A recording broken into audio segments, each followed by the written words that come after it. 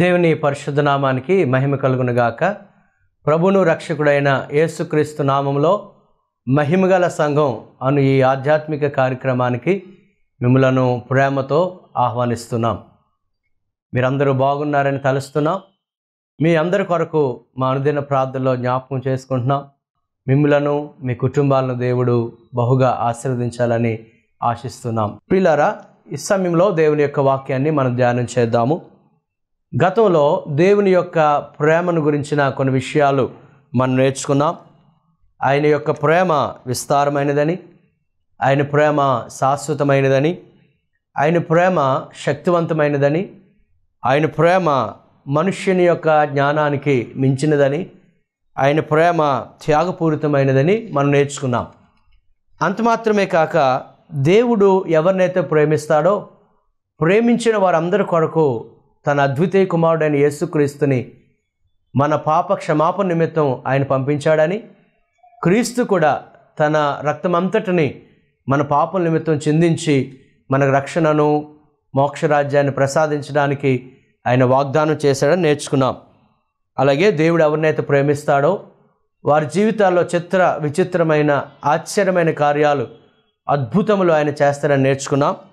అదేవిధంగా సంఘమును ఆయన ప్రేమించి సంఘానికి ఈవులను అనగా అపోస్తులను, ప్రవక్తలను, కాపరులను, బోధకులను, సువార్థికులను వరములుగా ఆయన ఇచ్చాడని నేర్చుకున్నాం. ఎవరినైతే ఆయన ప్రేమిస్తాడో వారిని సాతాను యొక్క బంధకముల నుండి, శోధుల నుండి ఆయన విడిపించి వారిని రక్షించి వారి జీవితాల్లో సంతోషాన్ని, సమాధానం నింపుతాడని మనం నేర్చుకున్నాము. అదేవిధంగా ఆయన ఎవరినైతే ప్రేమిస్తాడో వారికి నిత్యమైన ఆదరణ, శుభప్రదమైన నిరీక్షణ కలిగించి వారిని స్థిరపరుస్తాడని, దేవుడు ఎవరినైతే ప్రేమిస్తాడో వారి యొక్క శాపములను ఆశీర్వాదంగా మారుస్తాడని మనం నేర్చుకున్నాం. ఈ కార్యక్రమంలో కూడా మరికొన్ని విషయాలు ఆయన ప్రేమ గురించి మనం నేర్చుకుందాం. సో దేవుడు ప్రేమ అయి ఉన్నాడు. ఆయన మనుషులను ప్రేమించి అనేకమైన కార్యాలు చేస్తాడు. రెండవదిగా ఈరోజు మనం గమనించినట్లయితే దేవునిని ఎవరైతే ప్రేమిస్తారో, గతంలో మనం నేర్చుకున్నట్లు ఎఫెసీయులకు రాసిన పత్రికలో దేవుడు మిమ్మల్ని ప్రేమిస్తున్నాడు, మీరు ప్రేమను కలిగి నడుచుకొనండి అని ఆయన చెప్పాడు. ఇప్పుడు మనం గమనించినట్లయితే దేవుణ్ణి మనందరూ ప్రేమించవలసి ఉంది.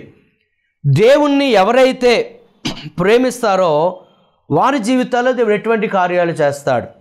రోమీయులకు రాసిన పత్రిక 8వ అధ్యాయము 28వ వచనాన్ని మనం గమనించినట్లయితే అక్కడ ఈ విధంగా వ్రాయబడింది: దేవుని ప్రేమించు వారికి అనగా ఆయన సంకల్పము చొప్పున పిలువబడిన వారికి మేలు కలుగుటకై సమస్తమును సమకూడి జరుగుచున్నవని ఎరుగుదుము. దేవుడు మనల్ని ప్రేమిస్తూ ఉన్నాడు. మనల్ని ప్రేమించి ఎన్నో కార్యాలు చేస్తాడు. అలాగే దేవుణ్ణి ఎవరైతే ప్రేమిస్తాడో వారి జీవితంలో కూడా ఆయన మేలును చేస్తాడు అని మనం గమనించాలి. ఇక్కడ మనం లేఖనాలు పరిశీలిస్తే మేలు కలుగుటకై సమస్తము సమకూడి జరుగుచున్నవి అనగా మన జీవితంలో జరిగినది ప్రతి ఒక్కటి మేలు కాదు.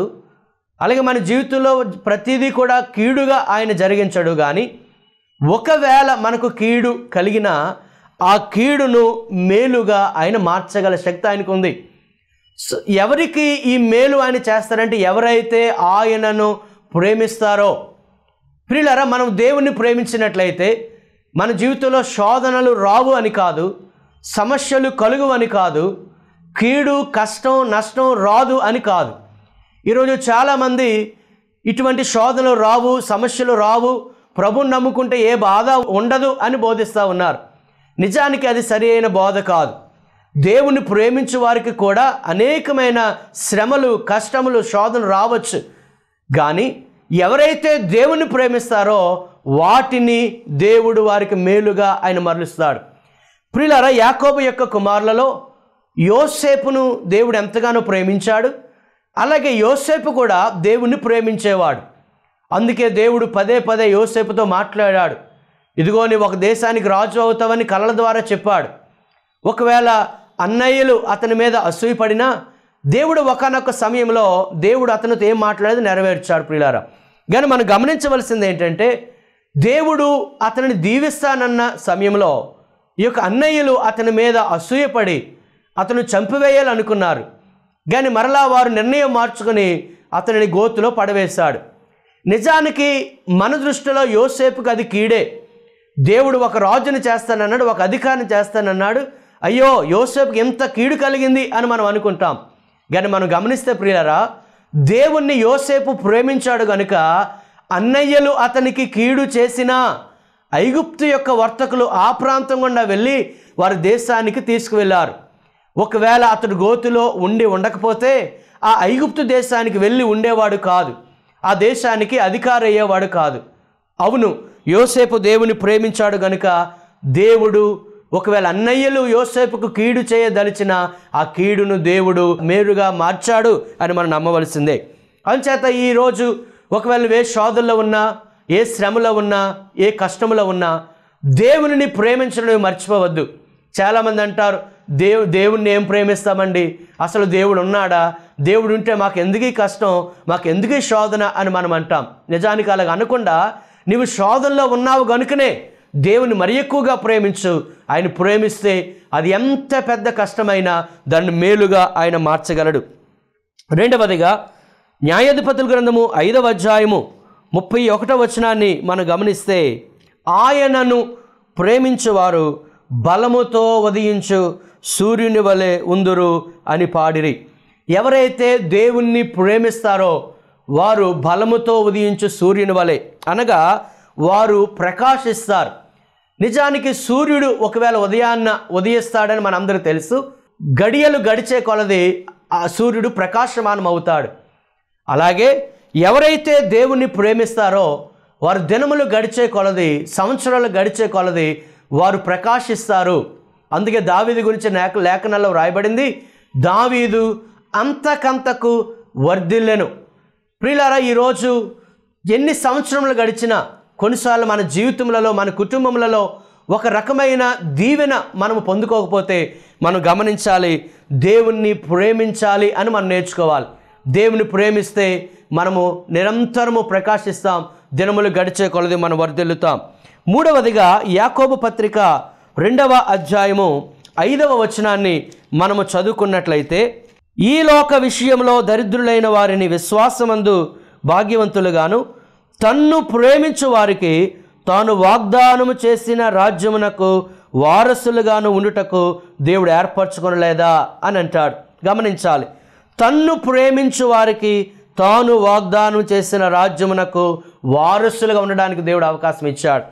ప్రియులారా, ఆదివారము గుడికి వెళ్ళిన ప్రతి ఒక్కరికి కాదు, లేదా దేవునికి ఏదో కానుకలు దశమ భాగములు ఇచ్చిన వారికి కాదు, లేదా సంఘములో పలు కార్యక్రమాలు నిర్వహించిన వారికో, పాటలు పాడిన వారికో, లేకపోతే ఏవో దేవుని సేవలో సహకరించే వారికో కాదు. కానీ ఎవరికి దేవుడు తన రాజ్యాన్ని ఇస్తాడంటే దేవుణ్ణి ప్రేమించే వారికి. ఆయనను ఎవరైతే ప్రేమిస్తాడో వారే ఈరోజు పరలోక రాజ్యానికి వారు వారసులు అని మనం గమనించాలి. 4వది గమనిస్తే ప్రియులారా, కీర్తనల గ్రంథము 91వ కీర్తన 14వ వచనాన్ని చదువుకుందాం. అతడు నన్ను ప్రేమించుచున్నాడు గనుక నేను అతనిని తప్పించేదను. దేవుణ్ణి ఎవరైతే ప్రేమిస్తారో వారిని దేవుడు తప్పిస్తాడు. ఇందాక నేర్చుకున్నట్లు మనకు కష్టము రాదు అని కాదు, ఒకలా వచ్చినా నీవు దేవుణ్ణి ప్రేమిస్తూ ఉంటే తప్పనిసరిగా ఆయన నిన్ను తప్పిస్తాడు. షడ్రకు, మేషకు, అబేద్నెగోలు వారు అగ్నిగుండంలోనికి వెళ్ళవలసి వచ్చింది. కానీ దేవుణ్ణి వారు ఎంతగానో ప్రేమించారు కనుక అగ్నిగుండం నుంచి వారు తప్పించబడ్డారు. దానియేలు మీద నింద మోపి ఎలాగైనా సింహాల బోన్లను పంపించాలనుకున్నారు. చివరికి ఆ గడియ వచ్చింది, సింహము బోనుకి వెళ్ళవలసి వచ్చింది. కానీ దానియేలు దేవుని ఎంతగానో ప్రేమించాడు. ఎంతగా ప్రేమించాడంటే ఎవరితో ప్రార్థన చేయకూడదు 30 దినాల వరకు అని ఆజ్ఞ వచ్చినా యెరూషలేము వైపు తన కిటికీలు తెరచి మరి దేవుని ప్రార్థించాడు. ఇందులో దేవుణ్ణి దానియేలు ఎంతగా ప్రేమిస్తున్నాడు అర్థమవుతుంది.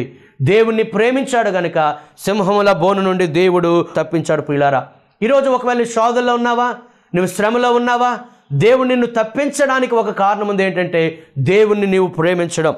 యాకోబు పత్రిక 1వ అధ్యాయము 12వ వచనంలో మరొక మాట మనం గమనించవచ్చు. శోధన సహించేవాడు ధన్యుడు, అతడు శోధనకు నిలిచిన వాడై ప్రభువు తన్ను ప్రేమించు వారికి వాగ్దానము చేసిన జీవ కిరీటం ఇస్తాడు. అనగా ఎవరైతే దేవుణ్ణి ప్రేమిస్తారో వారికి జీవ కిరీటం ఆయన ఇస్తాడు. ఈ కిరీటము అక్షయమైన కిరీటం. ఈ కిరీటము వాడబారినది, నిర్మలమైన ఈ కిరీటం. ఈ లోకంలో చాలా కిరీటాలు ఉన్నాయి. పరుగు పందెంలో వచ్చిన వారికి కిరీటం, లేకపోతే అందాల పోటీలో విజయం సాధించిన వారికి కొన్ని కిరీటాలు, రకరకములైన కిరీటాలు మనం చూస్తూ ఉన్నాం. ఈ కిరీటాలు, భూ సంబంధమైన కిరీటాలు చాలా సులువుగా పాడైపోవచ్చు. కానీ దేవుడిచ్చే జీవ కిరీటము అది నిరంతరం నిలుస్తుంది. ఈ జీవ కిరీటం మన పరలోకి వెళ్ళిన తర్వాత ప్రభు ఇస్తాడు. అందుచేత నీవు, నేను, మనమందరము ప్రభువుని ప్రేమించాలి. కొరింథీయులకు రాసిన మొదటి పత్రిక 2వ అధ్యాయము 9వ వచనాన్ని మనం గమనించినట్లయితే, దేవుడు తన్ను ప్రేమించు వారి కొరకు ఏవి సిద్ధపరిచునో అవి కంటికి కనబడలేదు, చెవికి వినబడలేదు, మనుష్య హృదయమునకు గోచరము కాలేదు. గమనించాలి, దేవుడు తన్ను ప్రేమించు వారు, అనగా ఎవరైతే దేవుని ప్రేమిస్తారో వారి కొరకు దేవుడు అనేకమైన గొప్ప వాటిని ఆయన సిద్ధపరుస్తూ ఉన్నాడు. వాటిలో పరలోక రాజ్యం అనేది చాలా ప్రాముఖ్యమైనది. ప్రభు అన్నాడు, ఇదిగో మీ కొరకు స్థలము సిద్ధపరచ వెళ్ళుచున్నానని ప్రభు చెప్పాడు.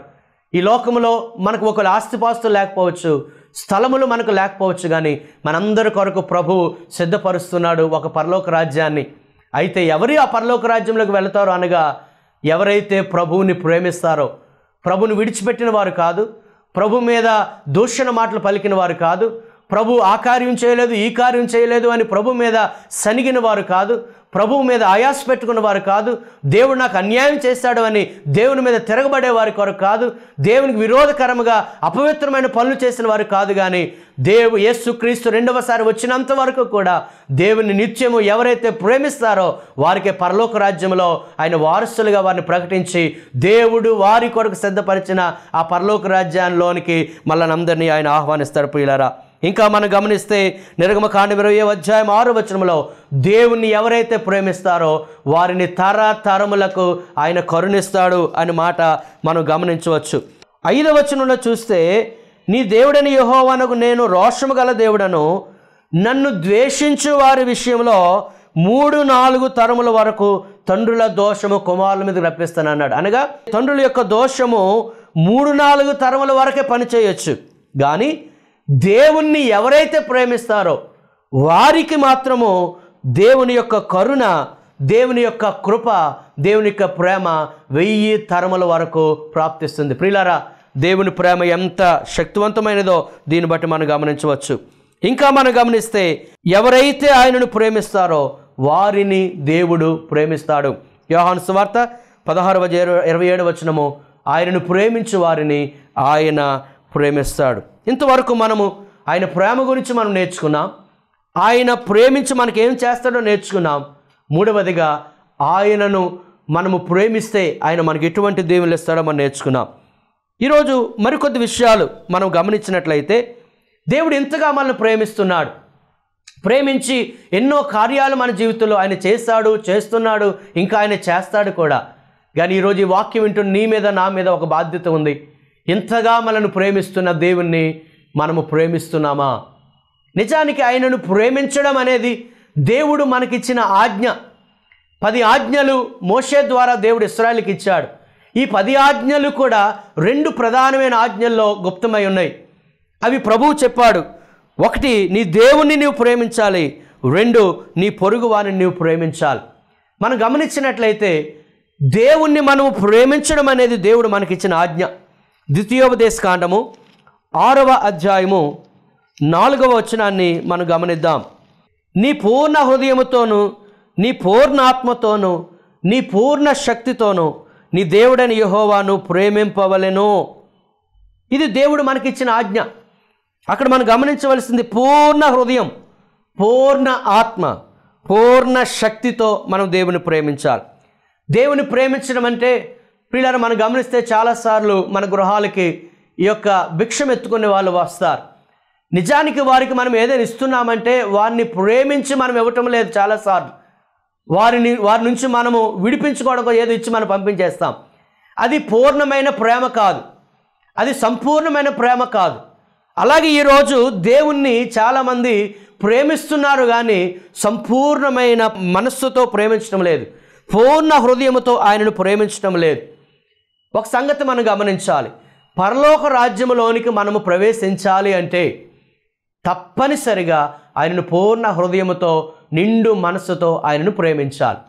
ఒకటి మనం గమనిద్దాం, ఇశ్రాయేలు ప్రజలు అనేక లక్షల మంది ప్రజలు బయలుదేరారు, కానీ వారిలో 2 మాత్రమే వారికి వాగ్దాన దేశం ఇస్తానని దేవుడు ప్రమాణం చేయవలసి వచ్చింది. సంఖ్యాకాండము 32వ అధ్యాయము 11వ వచనాన్ని మనం చూద్దాము. 20 ఏండ్లు మొదలుకొని పైప్రాయం కలిగి ఐగుప్తు దేశం నుండి వచ్చిన మనుషులలో పూర్ణ మనస్సుతో యెహోవాను అనుసరించిన కెనెజీయుడగు యెఫున్నె కుమారుడైన కాలేబును నూను కుమారుడైన యెహోషువయు తప్ప మరి ఎవడును పూర్ణ మనస్సుతో నన్ను అనుసరింపలేదు గనుక నేను అబ్రహాము, ఇస్సాకు, యాకోబులకు ప్రమాణపూర్వకముగా ఇచ్చిన దేశమును వారు తప్ప ఎవరును చూడని ప్రమాణం. వారు తప్ప ఎవరు? యెహోషువ, కాలేబులు తప్ప. యెహోషువ, కాలేబులు దేవుణ్ణి పూర్ణ మనస్సుతో ప్రేమించారు పిల్లారా. అలాగే యెహోషువ గ్రంథం 14వ అధ్యాయం మనం గమనిస్తే 8వ వచనంలో నేను నా దేవుడైన యెహోవాను నిండు మనస్సుతో అనుసరించితిని అని కాలేబు అంటాడు. ఇంకా మనం చూస్తే నేను 40 ఏండ్ల వయసులో నేను ఉన్నాను అప్పుడు, ఇప్పుడు నాకు 80 ఏండ్లు. కానీ 11వ వచనము మోషే నన్ను పంపిన నాడు నాకెంత బలమో నేటి వరకు నాకంత బలము, యుద్ధము చేయుటకు కానీ వచ్చుచూ పోవచుండుటకు కానీ నాకెప్పటి అట్లు బలమున్నది అని చెప్తున్నాడు. ప్రియులారా, ఎవరైతే యెహోవాను లేదా దేవుణ్ణి పూర్ణ మనసుతో ప్రేమిస్తారో వారికే వాగ్దాన దేశం అనగా పరలోక రాజ్యం. ఈరోజు ఒకవేళ నువ్వు ప్రతి ఆదివారం నువ్వు ఆరాధనకు వెళ్ళొచ్చు, దేవుని కొరకు ఎన్నెన్నో కార్యాలు నువ్వు చేయొచ్చు, సంఘములో ఒక సభ్యుడిగా ఉండొచ్చు, లేదా సంఘములో ఒక కమిటీ మెంబర్గానే ఉండొచ్చు, కానీ నిండు మనస్సుతో ఆరాధిస్తారో వారినే పరలోక రాజ్యంలోనికి ప్రభు తీసుకువెళ్తాడనే సంగతి మనం గమనించాలి. ఈరోజు సంఘము యొక్క పరిస్థితి మనం ఆలోచన చేసినట్లయితే సంఘము దేవుణ్ణి ప్రేమించడంలో చాలా విఫలమైంది మనం గమనించాలి. అందుకే ప్రకటన గ్రంథము 2వ అధ్యాయము 4వ వచనములో ఎఫెసీ సంఘము గురించి చాలా బాధతో ప్రభు చెప్తున్న మాటలు మనం వినవచ్చు. ప్రియులారా, నీ క్రియలను, నీ కష్టమును, నీ సహనమును నేను ఎరుగుదును. నీవు దుష్టులను సహింపలేవనియు అపోస్తలులు కాకయే తాము అపోస్తలుమని చెప్పుకుని వారిని పరీక్షించి వారు అబద్ధికులను నీవు కనుగొంటువనియు నీవు సహనము కలిగి నా నామము నిమిత్తము భారం భరించి అలయలేదనియు నేను ఎరుగుదును. ఇక్కడ చూస్తే సంఘము చాలా దేవుని కొరకు ఎన్నో కార్యాలు చేస్తూ ఉంది, దేవుని కొరకు గొప్ప కార్యక్రమాలు చేపడుతూ ఉంది. కానీ 4వ వచనం అంటాడు, అయినను మొదట నీకుండిన ప్రేమను నీ వదులుతావని నేను నీ మీద తప్పు ఒకటి మోపవలసింది. ఎఫెసీ సంఘం చాలా విషయాల్లో బెస్ట్, కానీ దేవుణ్ణి ప్రేమించే విషయంలో మొదటి ప్రేమను మర్చిపోయింది. ప్రియులారా, ఈరోజు అనేక సంఘముల గురించి దేవుడు బాధపడుతూ ఉన్నాడు. సంఘం ఈరోజు దేవుణ్ణి యొక్క మొదటి ప్రేమను మర్చిపోయింది. ఆయన మన నుంచి ఆశించేది ఆయన ప్రేమించమని ఆయన కోరుకుంటున్నాడు. దేవుడు మనం ప్రేమించి ఎన్నో కార్యాలు చేస్తున్నాడు, కానీ సంఘముగా ఆయనను పూర్ణ హృదయముతో మనం ఆయన ప్రేమిస్తూ ఉన్నామా అని మళ్ళీ మనము పరిశీలన చేసుకోవాల్సిన. ప్రియులారా, యెషయా గ్రంథము 1వ అధ్యాయంలో మనం గమనిస్తే దేవుడు ఎంతో బాధతో చెప్తున్న మాటలు మనం అర్థం చేసుకోవాలి. 2వ వచనము యెహోవా మాట్లాడుచున్నాడు, ఆకాశం ఆలకించము, భూమి చెవియొగ్గుము, నేను పిల్లలను పెంచి గొప్పవారినిగా చేసేతని వారు నా మీద తిరుగుబడి ఉన్నారు. ఎద్దు తన కామందు నెరుగును, గాడిద సొంతవాని దొడ్డి తెలుసుకొనును, ఇశ్రాయేలుకు తెలివి లేదు, నా జనులు యోచింపురని చెప్తూ 4వ వచనం ఆఖరి భాగంలో ఆయనను విడచి తొలగిపోయి ఉన్నారు. ఈరోజు దేవుని ప్రజలైన వారు దేవుని ప్రేమ నుండి తొలగిపోతూ ఉన్నారు. దేవుణ్ణి ప్రేమించడంలో చాలా వెనుక బాటులో ఉన్నారని మనం గమనించాలి. దేవుణ్ణి ప్రేమించడానికి బదులు ధనమును అధికంగా ప్రేమిస్తూ ఉన్నారు, గొప్పవారైపోవాలని ఆశిస్తూ ఉన్నారు. ఇదిగో ఐశ్వర్యవంతులు అవ్వాలి అన్న ఆ ఆలోచనలో, ఆ పోరాటంలో, ఆ ఆరాటంలో దేవుణ్ణి ప్రక్కన పెట్టేస్తూ ఉన్నారు. ప్రియులారా, గమనించాలి, దేవుడు లేకపోతే మనం ఏమీ సాధించలేం. కానీ ఈరోజు చాలామంది దేవుణ్ణి ప్రక్కన పెట్టేసి ధనం కోసం ప్రాకులాడుతూ ఉన్నారు. అందు అపోస్తలుడైన పౌలు తిమోతికి రాసిన మొదటి పత్రికలో హెచ్చరిస్తూ ఉన్నాడు, ఇదిగో ధనవంతులైన వారు ధనము మీద నమ్మిక ఉంచక ఆ ధనము ఇచ్చిన దేవుని మీద నమ్మకం ఉంచండి అని. ప్రియులారా, ఈరోజు సంఘము లేదా సంఘములో ఉన్న సభ్యులు దేవుని కంటే ధనమునకు అధిక ప్రాముఖ్యత ఇస్తూ ఉన్నారు. ఒక యవనస్తుడు ప్రభు యొద్దకు వచ్చాడు, ఇదిగో నిత్యజీవం పొందాలని ఏం చేయాలన్నాడు. అతడు ధనవంతుడే, యవనస్తుడు, ఒక అధికారి. కానీ ప్రభు ఒకే మాట చెప్పాడు, నీ ఆస్తిని విడిచి నీ ఆస్తిని అమ్మి నన్ను వెంబడించుము. కానీ అతను వ్యసనపడి వెళ్ళిపోయాడు. అతను నిత్య జీవాన్ని కోల్పోయాడు. కారణము అతనికి యేసు ప్రభు కంటే ధనము ముఖ్యం. ఈరోజు చాలామంది యేసు ప్రభు యొద్దకు వస్తున్నారు ఎందుకంటే ధనం కోసం, ఆస్తిపాస్తుల కోసం, ఐశ్వర్యం కోసం. కానీ మనం అలా కాదు ప్రియులారా, దేవుని కోసం మనం రావాలి.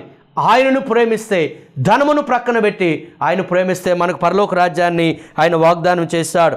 ఈరోజు దేవుని ప్రేమించడం మానేసి లోకమును ప్రజలు ప్రేమిస్తూ ఉన్నారు. అందుకే యోహాను రాసిన మొదటి పత్రికలో 2వ అధ్యాయంలో 15వ వచనం, ఈ లోకమునైనను లోకములో ఉన్న వాటినైనను ప్రేమింపకుడి, ఎవడైనను లోకమును ప్రేమించిన ఎడల తండ్రి ప్రేమ వానిలో ఉండదు. మనం అనుకుంటున్నాం దేవుడు నన్ను ప్రేమిస్తూ ఉన్నాడు, దేవుడు నన్ను గొప్పగా ఆశీర్వదించేస్తాడు, నేను పరలోక రాజ్యం వెళ్ళిపోతానని నువ్వు అనుకుంటున్నావు. కానీ ఈరోజు నీవు దేవుణ్ణి ప్రేమించడం లేదు. దేవుని కంటే లోకం ఎక్కువైపోయింది, దేవుని కంటే లోక ఆశలు ఎక్కువైపోయాయి. ఇక్కడ చెప్తూ ఉన్నాడు, ఎవరైతే లోకమును అధికంగా ప్రేమిస్తారో తండ్రి ప్రేమ వానిలో ఉండదు. 16వ వచనంలో, లోకములో ఉన్నదంతయు అనగా శరీరాశయు, నేత్రాశయు, జీవపు డంబమును అవి తండ్రి వల్ల పుట్టినవి కావు, అవి లోక సంబంధమైనవి. ఈరోజు ప్రతి ఆదివారం గుడికి వెళ్ళినా, ప్రతిరోజు ప్రార్థన చేసినా, ప్రతిరోజు వాక్యాన్ని ధ్యానం చేసినా, దేవునికి అనేకమైన కానుకలను సమర్పించి దేవుని కొరకు ఎన్నెన్నో కార్యాలు చేపట్టినా ఇంకా నీ జీవితంలో శరీరాశ ఉంది. ఇంకా ఈ లోకము కొరకు నీవేదేదో చేయాలని నీవు ఆరాటపడుతున్నావు. ఇంకా నేత్రాశ నీలో ఉంది. సమయం దొరికినప్పుడల్లా లేదు ఒక లోక సంబంధమైన కార్యక్రమాల్లో నిమగ్నమైపోతున్నావు. ఇంకా కొంతమంది సీరియల్కి అలవాటు అయిపోయి దేవుని కంటే ముఖ్యంగా సీరియల్స్ని అధికంగా ప్రేమిస్తూ ఉన్నారు. దేవుని కంటే ముఖ్యంగా అల్లరితో కూడిన ఆటపాటలను ప్రేమిస్తూ ఉన్నారు. పిల్లలు ఒకవేళ ఈ వాక్యం వింటూ ఒకరిని బాధపడతా ఉండొచ్చు, కానీ దేవుడు నిన్ను సరిచేయడానికి మాట చెప్తున్నాడని ప్రేమతో నేను తెలియజేస్తున్నాను ప్రియులారా. ఇంకా కొంతమంది జీవపు డంబం అనగా లోకములో పేరు ప్రఖ్యాతుల కొరకు వారు బంగారం సంపాదించుకునేది ఎందుకు అనగా వారి గొప్ప పేరు కావాలని, ధనము సంపాదిస్తుంది ఎందుకు అనగా వారికి గొప్ప పేరు కావాలి. నిజానికి ప్రియులారా, ఇవి మనకి అవసరమే కానీ అవి మనకి అత్యవసరమైనవి కావు అని మనం గమనించవలసింది. ఇవన్నీ తండ్రి వల్ల పుట్టినవి కావు, లోక సంబంధమైనవి. 17 అంటాడు, లోకమును దాని ఆశయు గతించిపోవచ్చున్నవి కానీ దేవుని చిత్తమును జరిగించేవాడు నిరంతరము జలుచును. ఏంటి దేవుని చిత్తం? ఏంటి దేవుని ఆజ్ఞ అనగా దేవుణ్ణి ప్రేమించడమే. ఎవరైతే దేవుని ప్రేమిస్తారో, దేవుని ప్రేమించడం అనే దేవుని చిత్తాన్ని నెరవేరుస్తారో వారే నిరంతరం నిలుస్తారు. అనగా పరలోక రాజ్యంలో వారికి అవకాశము ప్రభు కల్పిస్తాడు. ఇంకా ఈరోజు ప్రజలు దేవుని ప్రేమించడం అనేసి సుఖమును ప్రేమిస్తూ ఉన్నారు. అపోస్తలుడైన పౌలు చెప్పాడు, అంత్య దినములలో దేవుని కంటే సుఖానుభవమును అధికంగా ప్రేమిస్తారు. ఈరోజు దేవుని కంటే సుఖమును అధికంగా ప్రేమిస్తున్నారు. ఒకవేళ ఒక కార్యక్రమం, ఒకవేళ సంఘములో ఒక కూటమి ఉంది, లేదా సంఘములో ఒక సభ ఉంది, లేదా గొప్ప దైవజనులు వస్తున్నారు, లేదా దేవుని కొరకు కార్యము చేయాలి, మనం వెళ్ళాలి అని అంటే సుఖమును విడిచిపెట్టి ప్రభు సన్నిధికి రాలేకపోతూ ఉన్నారు. దేవుడు నిన్ను ఆశీర్వదించాడు. ఈరోజు ఈ సుఖం అనుభవించడానికి కారణం ఎవరు? దేవుడే. కానీ దేవుని ప్రక్కన పెట్టి ఆ సుఖానికి ఎక్కువగా ప్రాధాన్యత ఇస్తే ఈరోజు నీ జీవితాన్ని సరి చేసుకోవాల్సిందిగా ఒక సేవకునిగా మీకు తెలియజేస్తూ ఉన్నాను. కొంతమందికి వారి కడుపే వారి దేవుడు అనగా దేవుని కన్నా వారు తినడానికి, త్రాగడానికి అధికమైన ప్రాధాన్యత ఇస్తున్నారు. ఉదయం లేచింది మొదలు రాత్రి వరకు ఏమి తిందుమా, ఏమి త్రాగుదుమా, ఏమి ధరించుకుందుమా అని వాటి గురించి ఆలోచిస్తున్నారు. కానీ ప్రియులారా, దేవుని కొరకు నేనేం చేయాలి, దేవుని నేను ఎలాగ ప్రేమించాలి, దేవుని నేను ఎలాగ సంతోషపెట్టాలి, నేను పరలోక రాజ్యం వెళ్ళాలి అంటే ఏం చేయాలి అని ఆధ్యాత్మికమైన చింతన ఈరోజు దేవుని ప్రజలలో కరువైపోయింది. ఒక సంగతి చెప్పి నేను ముగిస్తాను. దినవృత్తాంతం 2వ గ్రంథంలో 26వ అధ్యాయము. ఉజ్జియా అనే ఒక రాజు ఉన్నాడు. అతడు 16వ సంవత్సరంలోనే అతడు రాజుగా అతన్ని అభిషేకించారు. 52 సంవత్సరాలు రాజ్యాన్ని పరిపాలించాడు. 5వ వచనంలో అతడు దేవుని ఆశ్రయించాడు. జకరియా దినముల్లో దేవుని అనగా దైవ సేవకులను దేవుని ఆశ్రయించాడు. అతడు యెహోవాను ఆశ్రయించినంత కాలము దేవుడు అతను వర్ధిల్ల చేశాడు. కానీ అతడు స్థిరపడిన తర్వాత దేవుని మరిచిపోయి మనస్సును గర్వించి దేవుని మీద ద్రోహం చేశాడు, యాజకుల మీద ద్రోహం చేశాడు. అనగా ఏ దేవుని వల్ల దీవెన పొందాడో, ఏ దేవుని వల్ల వర్ధిల్లాడో దేవుణ్ణి మర్చిపోయాడు. ఏ యాజకులు సేవకుల ప్రార్థన వల్ల దీవెన పొందాడో ఆ సేవకులను మర్చిపోయాడు. అక్కడ గమనించినట్లయితే అందరూ చూస్తుండగా అతనికి నొసట కుష్ఠరోగము పుట్టినట్లుగా మనం చూస్తున్నాం. కారణము దేవుణ్ణి ప్రేమించడము అతను మానేస్తాడు. ఈరోజు ప్రియులారా, ఏ దేవుడైతే నిన్ను ఈ స్థితికి తీసుకువచ్చాడో, ఒకసారి నువ్వు ఆలోచన చేయి. ఒక 20 సంవత్సరాల క్రితం లేదా ఒక 10 సంవత్సరాల క్రితం నీ పరిస్థితి ఎలాగుందో ఈరోజు ఈ స్థితికి వచ్చావు. కానీ ఈరోజు దేవుని ప్రక్కన పెట్టి నీకున్న వాటిని నువ్వు ప్రేమిస్తున్నావేమో. దేవుడు ఈరోజు నీతోనే మాట్లాడుతూ ఉన్నాడు. దేవుని నువ్వు ప్రేమిస్తేనే నీకు ఉన్న వాటికన్నా, మనుషుల కన్నా, నీవు అనుభవిస్తున్న వాటికన్నా దేవునికి నువ్వు మొదటి స్థానం ఇస్తే దేవుడు పరలోక రాజ్యంలో నీకు చోటు కల్పిస్తాడు. లేకపోతే మన పరలోక రాజ్యాన్ని మనము కోల్పోయే అవకాశం. ప్రియులారా, ఈరోజు దేవుడు నీతో మాట్లాడుతూ ఉండగా నీ హృదయాన్ని, నీ జీవితాన్ని ప్రభువుకు సమర్పించుకుని, ప్రభువా నా జీవితంలో నీకు మొట్టమొదటి స్థానం ఇస్తాను, నీ ఆజ్ఞ నేను పాటిస్తాను, నిన్నే నాకున్న వాటికంటే అధికంగా ప్రేమిస్తాను. సీమోను ప్రభు అడిగాడు, సీమోను వీరందరికంటే ఎక్కువగా నన్ను ప్రేమిస్తున్నావా? కానీ సీమోన్లో గొప్పతనం ఉంది ఏంటంటే 3 సార్లు కూడా చెప్పాడు, ప్రభువా నేను నిన్ను ప్రేమిస్తున్నానని. ప్రియ సహోదరి, సహోదరుడా, ఈ కార్యక్రమాన్ని చూస్తున్నావు. ఈరోజు ప్రభు నిన్న ప్రశ్న అడిగితే, ఓ ప్రియ సహోదరి, ప్రియ సహోదరుడా, నా కుమారుడ, కుమార్తె నన్ను ప్రేమిస్తున్నావా అని ప్రభు నేను అడిగితే, అవును ప్రభువా, వీటన్నిటికంటే, వీరందరికంటే నేను ఎక్కువగా ప్రేమిస్తానని చెప్పగలవా? చెప్పగలిగితే ఈరోజు నీ హృదయాన్ని సమర్పించుకొని ప్రభువుని అధికంగా ప్రేమించి పరలోక రాజ్యంలోనికి నీ వారసుడు కావాలని, పరలోక రాజ్య ప్రవేశం కొరకు నీవు ఆలోచన చేయాలని ప్రేమతో ఈ మాటలు తెలియజేస్తూ నేను ముగిస్తూ ఉన్నాను. దేవుడు మిమ్ములను, మీ కుటుంబాలను అధికంగా ఆశీర్వదించునుగాక. ఆమేన్.